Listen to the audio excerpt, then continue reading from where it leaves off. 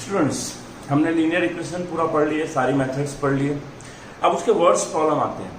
Actually words problem के लिए words problem जो दिए रहते हैं उसमें दो कंडीशन दी रहती हैं। कभी कभी दो कंडीशन डायरेक्टली दी रहती हैं, कभी कभी दो कंडीशन इनडायरेक्टली दी रहती है। उनको आपको पहचानना है और उनसे दो इक्वेशन बनते हैं और फिर उन दोनों इक्वेशन को आपको वैसे ही सॉल्व करना है जैसे आप करते थे, और कोई भी मेथड से कर सकते हो आप। जनरली वर्ड्स प्रॉब्लम में जनरली वर्ड्स प्रॉब्लम में कोई लिमिटेशन नहीं रहती है मेथड की, आप जो चाहो वो कर सकते हो। तो हम यहाँ एक प्रॉब्लम देख रहे हैं। ये प्रॉब्लम आपको नीचे में दिख जाएगा वीडियो में। पहले मैं आपको पढ़ रहा हूँ। 2 types of boxes A and B are to be placed in a truck having capacity of 10 tons. दो टाइप के बॉक्सेस में हम मान लेते हैं कि टाइप A के जो बॉक्स हैं वो x वेट के हैं, x kg वेट है उसका, और टाइप B के जो बॉक्स हैं वो y kg वेट के हैं। और उसने बोला जो ट्रक है उसकी कैपेसिटी जो 10 टन की है, तो 1 टन का मतलब होता है 1000 kg, तो 10 टन का मतलब होता है 10,000 kg। अब वहां पहली कंडीशन दी गई है कि टाइप A के 150 बॉक्स आ रहे हैं और टाइप B के 100 बॉक्स आ रहे हैं, तो वो पूरा 10,000 kg मतलब 10 टन पूरा कर लेगा। तो क्या हो जाएगा 150x plus 100y is equal to 10,000। क्यों ऐसा हुआ? क्योंकि एक बॉक्स का वेट x है और 150 बॉक्स मतलब 150x वेट, तो A टाइप के 150x हो गया और B टाइप के 100y हो गए, दोनों को टोटल कर दिए तो 10,000 हो जाएंगे जो ट्रक की कैपेसिटी, राइट। उसी तरीके से दूसरी कंडीशन दी गई है, सेकंड कंडीशन दी गई है। क्या दी गई है सेकंड कंडीशन दी गई है कि 260 बॉक्स A टाइप के और 40 बॉक्स B टाइप के, तो उनकी कैपेसिटी 10,000 के बराबर हो जाएगी। अब देखिए ये दोनों इक्वेशन में यहाँ पे 50 से पूरे को डिवाइड कर दे 3x plus 2y equal to 200 आ जाता। यहाँ 20 को पूरे को डिवाइड कर दे 13x plus 2y equal to 500 आ जाता, राइट। आ गया। ये आपके दो इक्वेशन बन गए। इसी तरीके से वर्ड्स प्रॉब्लम में दो इक्वेशन बनते हैं, उनको आपको फिर जो मेथड आपको फेवरेट लगे उस मेथड से सॉल्व कर सकते हैं, जो आपको आसान लग रहा हो उससे आप सॉल्व कर सकते हैं। यहाँ अगर एक नजर डालो तो आपको तुरंत समझ में आएगा इक्वेटिंग द क्वेश्चन मेथड या एलिमिनेशन मेथड से आसानी से हो जाएगा, क्योंकि जिसमें y का क्वेश्चन सेम है। तो सीधा इक्वेशन नंबर 1 से इक्वेशन नंबर 2 को हम सब्सट्रैक्ट कर देंगे, 1 माइनस 2 कर देंगे। क्या हो जाएगा ये 3x plus 2y is equal to 200 and 13x plus 2y is equal to 500। अब ऑलरेडी मैं इतने प्रॉब्लम आपको करा के दे चुका हूँ, तब मैं इसमें ज्यादा एक्सप्लेन नहीं करूंगा, डायरेक्ट करूंगा, राइट। सब्सट्रैक्ट करने में साइन चेंज हो जाएगा, ये कैंसिल हो गया, ये हो जाएगा माइनस 10x, ये हो जाएगा minus 300, that is x is equal to आ जाएगा यहाँ से 30, मतलब A टाइप के बॉक्स का जो वेट है वो 30 kg, राइट। और इसके अंदर ये वैल्यू सब्स्टिट्यूट कर देंगे, सब नंबर 1 में पुट कर देते तो क्या हो जाएगा 1 में अगर किए यहाँ पे पुट तो क्या हो जाएगा 3x, that is 3 into 30 plus 2y is equal to 200, 90 plus 2y is equal to 200, that is 2y is equal to 200 minus 90, 200 minus 90 कितना होगा 110, 2y is equal to 110, y is equal to 55।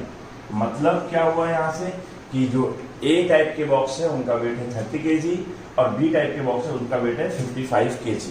यहाँ पे एक चीज बेटा ध्यान रखना कि हमेशा ऑलवेज वर्ड्स प्रॉब्लम का आंसर वर्ड्स में ही देना पड़ता है, और जो फाइंड करने को बोला है वही फाइंड करने को करना पड़ता है। जरूरी नहीं कि x और y की वैल्यू फाइंड करके ही आपका आंसर हो जाए, कभी कभी उससे 1-2 स्टेप आगे भी जाना पड़ता है।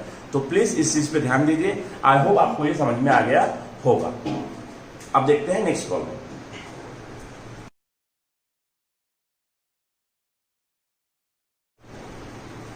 स्टूडेंट्स, हम एक प्रॉब्लम और देखते हैं। ये प्रॉब्लम आपकी स्क्रीन पे आ गया होगा। Out of 1900 kilometre Vishal travelled some distance by bus and some by aeroplane. Bus travels with average speed of 60 km per hour and the average speed of aeroplane is 700 km per hour. It takes 5 hours to complete the journey. Find the distance Vishal traveled by bus. By bus only पूछा है उसने।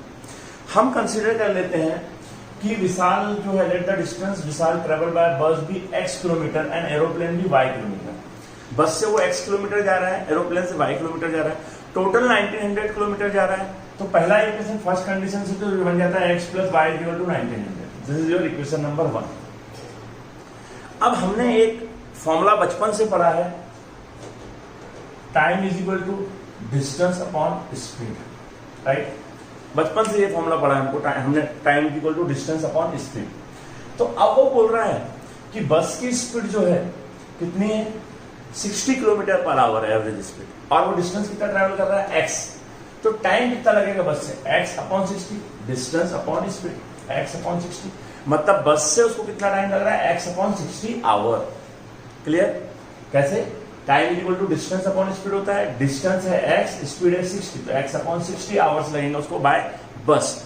Similarly aeroplane से वो y distance cover कर रहा है और 700 की स्पीड से जा रहा है, तो y अपॉन 700 आवर्स टाइम लगेगा उसको एरोप्लेन से जाने में, राइट? बट दोनों से टोटल उसको टाइम कितना लग रहा है, 5 आवर्स टाइम लग रहा है। मतलब x upon 60 plus y upon 700 is equal to 5। बन गया आपका इक्वेशन।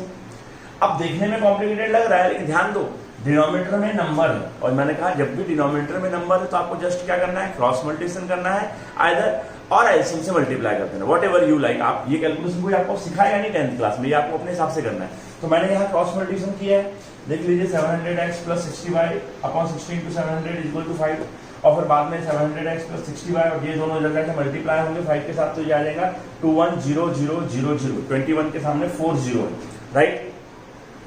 पूरे में सब में देखिए 10 कॉमन है, तो 10 से पूरे को डिवाइड कर दिए, पूरे को 10 से डिवाइड कर दिए, 770 हो गया, 60 से 6 हो गया, और ये 21 के सामने 21 के सामने 4 जीरो, तो वो 3 जीरो हो गए। क्लियर? तो this is your equation number 2। ये इक्वेशन नंबर 1 था, ये इक्वेशन नंबर 2 था। अब आपको जो भी मेथड पसंद हो आप उसको उससे कर सकते हो। मैंने पहले कहा मेरी favourite equating the question method है। तो देखिए, अगर मुझे उससे करना है तो मुझे कोई क्वेश्चन सेम बनाना पड़ेगा, तो मैं क्या करता हूँ, y का क्वेश्चन सेम बना लेता हूँ।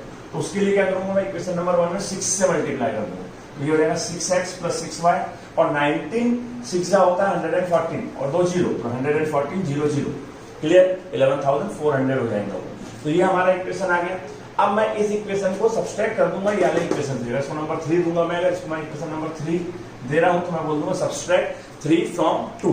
तो इक्वेशन नंबर 2 ये था हमारा, ये वाला। उसमें से मैंने सब्सट्रैक्ट किया किसको, इक्वेशन नंबर 3 को सब्सट्रैक्ट किया, तो पूरे साइन चेंज हो गए। अब जब साइन चेंज होंगे तो यहाँ देखो 21,000 से ये माइनस करेंगे तो आएगा 9600, राइट? ये कैंसिल हो जाएगा, 70x minus 64x, therefore x is equal to 9600 divided by 64। कोई डाउट यहाँ तक के? अब 9600 को 64 से डिवाइड करेंगे तो वो आ जाता है 150। x की वैल्यू क्या आती है, 150।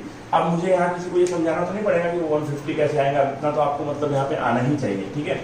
अब ये x की वैल्यू 150 आ गई, मतलब क्या होगा, x से कितना डिस्टेंस ट्रेवल किया उसने, 150 किलोमीटर डिस्टेंस ट्रेवल किया। x मतलब क्या हुआ, बस, तो बस से कितना डिस्टेंस ट्रेवल किया, 150 किलोमीटर डिस्टेंस ट्रेवल किया। इंटरेस्टिंग चीज है, मैंने पिछले प्रॉब्लम में ही कहा था कि जरूरी नहीं हमेशा x और y निकालने से ही आंसर हो जाए, उसके आगे भी कुछ करना पड़ता है। बट कभी कभी ऐसा भी होता है सिर्फ x निकालने से आंसर हो जाता है। यहाँ आपको y निकालने की कोई आवश्यकता नहीं है, क्योंकि क्वेश्चन में उसने सिर्फ पूछा है आपको बाय बस। अगर वो पूछता बस और एरोप्लेन दोनों से कितना कितना किया तो आपको y निकालना पड़ता था। यहाँ उसने सिर्फ बाय बस पूछा है, तो आपका आंसर यही आ जाएगा। इसके बाद आप लिख दोगे distance travel by the bus is 150 kilometre. तो आई होप आपको वर्ड्स प्रॉब्लम समझ गए होंगे। मैंने 2 वर्ड्स प्रॉब्लम आपको करा के दिए, जिससे कि आप अपनी टेक्स्ट बुक के वर्ड्स प्रॉब्लम करने की कोशिश करें, ठीक है? तो अपनी टेक्स्ट बुक के वर्ड्स प्रॉब्लम आप ट्राई कीजिए। वर्ड्स प्रॉब्लम में फिर से एक बार बोल रहा हूँ, मेथड मायने नहीं रखती है। 99.5% चांस है कि वो कोई मेथड मेंशन नहीं करेंगे, 0.5% चांस है कि कभी वो अनफॉर्चुनेटली आपका लक कि पेपर में वो मेंशन कर देगी इस मेथड से करो, ठीक है? Thank you very much, have a nice time, bye bye.